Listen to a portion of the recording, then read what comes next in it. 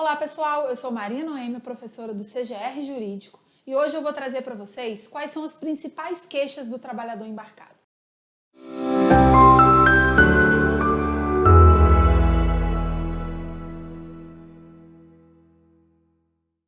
O trabalhador que trabalha numa plataforma de petróleo, em regra, ele trabalha por 14 dias de trabalho para 14 dias de folga, desenvolvendo uma jornada de 12 horas diárias. Então, por exemplo, ele pega no trabalho às 6 da manhã e ele sai às 18. E aí ele fica na plataforma, cumpre 12 horas de descanso e volta a trabalhar depois dessas 12 horas em regra.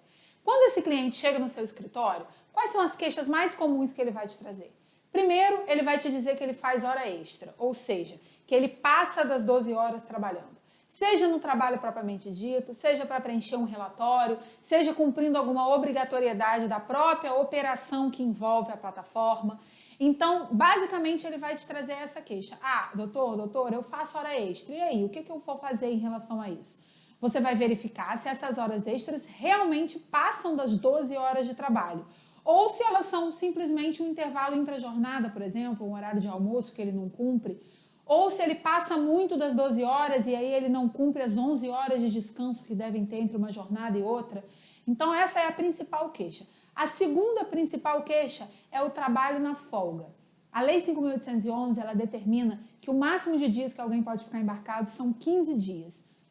Muitas pessoas passam desses dias embarcados, ficam embarcados 16, 17, 18, 20 dias. Então, esse trabalho na folga ele deve ser remunerado de uma forma diferente. Então, essa é uma queixa muito comum. O cliente chega no seu escritório e ele fala para você, ao invés de ficar embarcado 14, eu fiquei 20 dias embarcado. O que a empresa tem que me pagar? Qual o direito que eu tenho? E aí você vai ter que calcular e verificar como é o pagamento desses dias, de acordo com a norma coletiva e de acordo com a legislação. A terceira coisa que chega no escritório relacionada a esse trabalhador é a diferença de função, que são aquelas três diferenças básicas, a equiparação, o desvio e o acúmulo de função.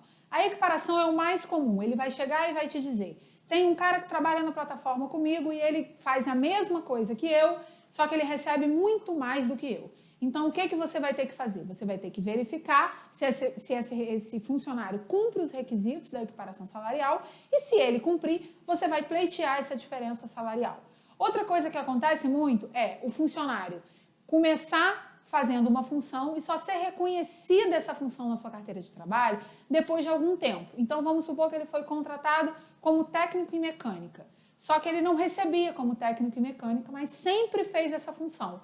Então, você vai pedir o que na justiça? Você vai pedir essa diferença salarial, que ele receba como técnico em mecânica desde o início do contrato. Nesse momento, é muito importante que você verifique o PPP desse funcionário, que é um documento que é o perfil desse funcionário, ou seja, quais as funções que ele desempenhava. Porque muitas vezes nesse PPP já consta essa função desde o início. Então, fica muito mais fácil para você provar esse pedido. Ou seja, pessoal, a gente tem que ficar atento nesses três principais queixas, que são a hora extra, a diferença de função e o trabalho na folga.